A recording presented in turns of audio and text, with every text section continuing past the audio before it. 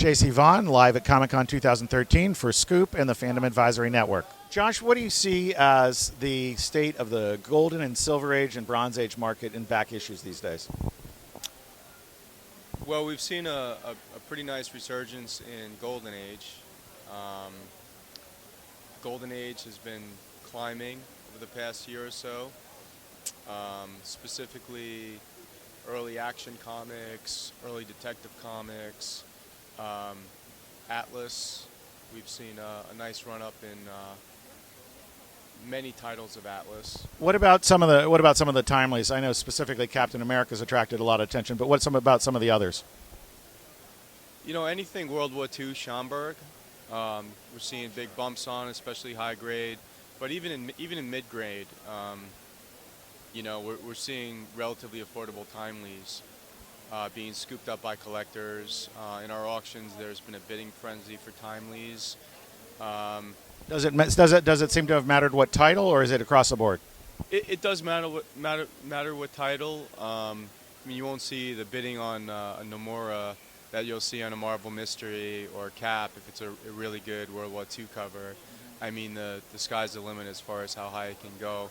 But the later Caps and later Marvel Mysteries that don't have World War II covers and are relatively less scarce than some at the very end of the run have not seen the same run-up as the Golden Age, you know, World War II covers.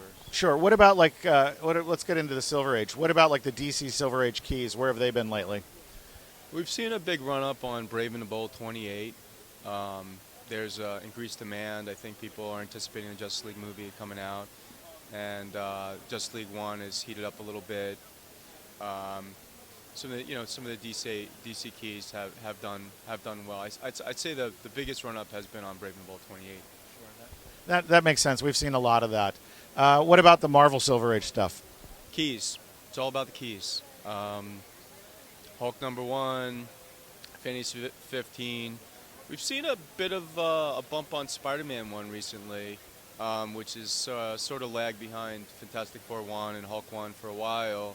And now it's, I think, looking relatively inexpensive for collectors, and it's been going up. We actually got $110,000 for a consignor on a 9.4 Spider-Man 1 this year, fairly recently, and that was an exchange sale, exchange/private placement sale, not an auction sale, and that was more than we've ever seen one in 9.4 go for. So that for Spidey 1 is very good. Fantasy 15 and 8.0 sold for $85,000, and that's a good number. What about for like Incredible Hulk? We've heard from a lot of people that anything in the 1 through 6 issues, even in lower grades, seems to be attracting attention. Are you seeing that too?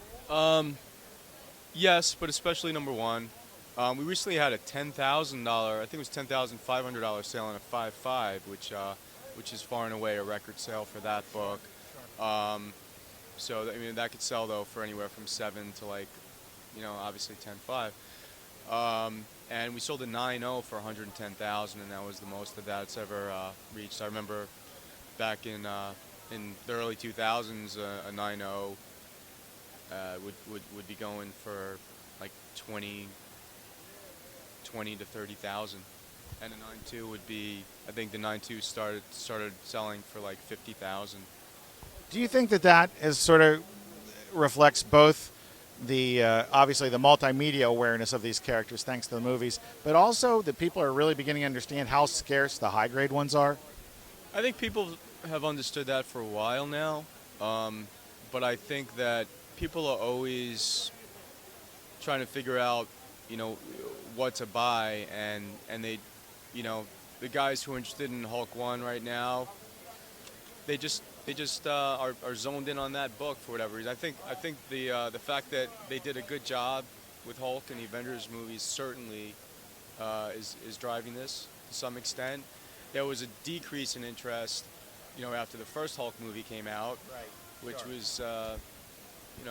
was what it was. And then after the second Hulk movie, little bit more interest, but after the Avengers movie, it really started to kick it into high gear. What about Bronze Age? You guys have had some pretty interesting sales on that. The Bronze Age market is see it's pretty plateaued right now. Honestly, it seems like some of the Bronze Age, we're seeing buyers being able to acquire them for prices that are pretty reasonable, even in ultra high grade.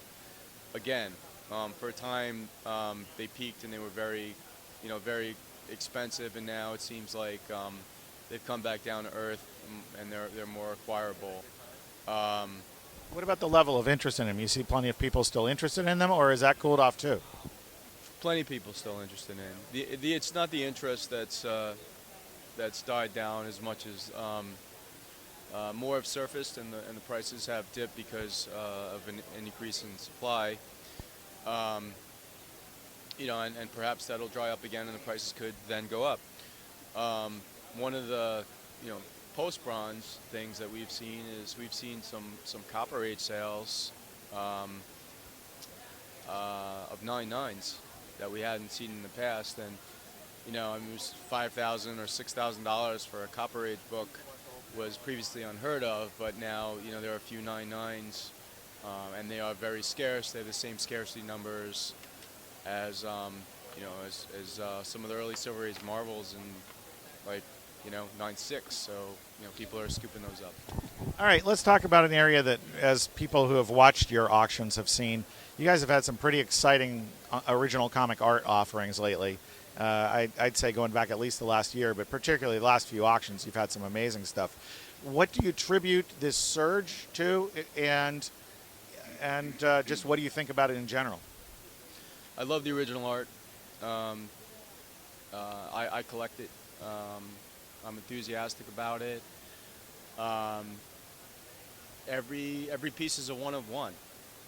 Every piece is top census, if you will, for the CGC guys out there. You can have a page in Fantastic Four number 40 that is, that sells for like $10,000, but there could be another page in Fantastic Four number 40 that could sell for like $40,000 or $50,000 based upon the content. If it has a great fight scene with Doctor Doom versus the Thing, and you own it, who's to say that your page is not the best in the book or whatever. Right. That one sale doesn't influence another sale as it does in comics. That's one of the things I like about it. If you get a $10,000 sale of a Hulk 1 in 5.5, everybody's then looking to get $10,000 for it immediately. And then if it dips down to 7 again, then that's the market. In original art, it's not like that. You can set your own price, and then if you find a buyer for your page, it's totally up to you to set the market with that buyer. Cool. What do you attribute? I mean, it seems like there really is a pretty big surge on comic art at the moment. Is it just increasing awareness? Or is it increasing prices? Or what do you attribute it to? I think it's both. I think people who are interested in comic books have started to wake up to the fact that comic art is another good investment, and then they could kind of get used to the prices realized and then step in. And we've been amazed at some of the prices realized in our auctions for art, and they were unpredictable. I believe that the record for a panel page is still the one we set a few auctions back on the Spidey 29 page. It sold for over $100,000. It was completely unpredictable. But there were more than 2 guys interested. There were actually, I think there were more than 3 guys above 90. As I recall, it was just a bidding frenzy, and that could not have happened outside of the auction environment. Sure. All right, what do you have coming up at Comic Link? You guys have had a couple of really outstanding auctions in terms of selection just passed. So what are you doing to match that for going forward?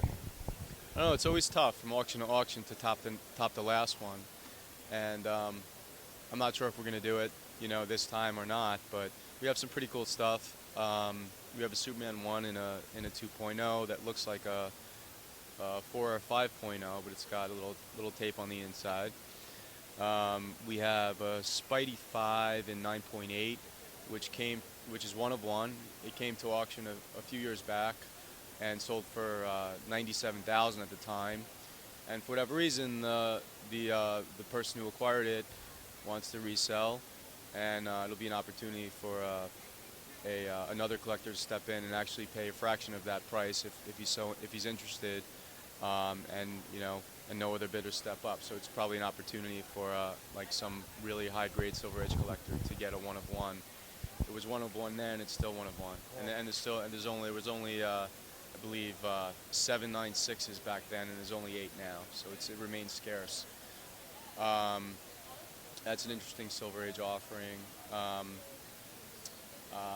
We've got 2 Avengers 4s in 9.4.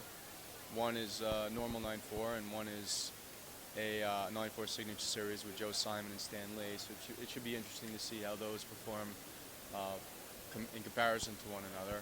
It's always interesting. And we've got esoterics like Reformed Schoolgirl in 7.5, Giant Comics Edition 12, Matt Baker cover in a 7.0, which you never see. So things like that. And then your Fantasy 15s, your Tales of Suspenses, your Journey 83s. We're expecting a 9.0 or 9.2 Journey 83 to come in soon, and Fantasy 15 and a 6.0. That's on the comic side, and there were different exciting stuff from Hal Foster Tarzan and Hogarth Tarzan to an FF40 page with The Thing and Doctor Doom fighting it out, to a Jim Lee X-Men painting. I mean, it wasn't painting. It was a collaboration.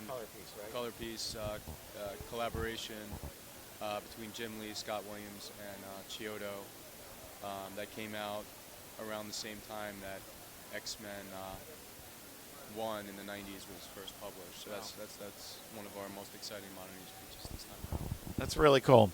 All right, one last question. I know it only came out while we've been here. Any thoughts on the new Overstreet guide?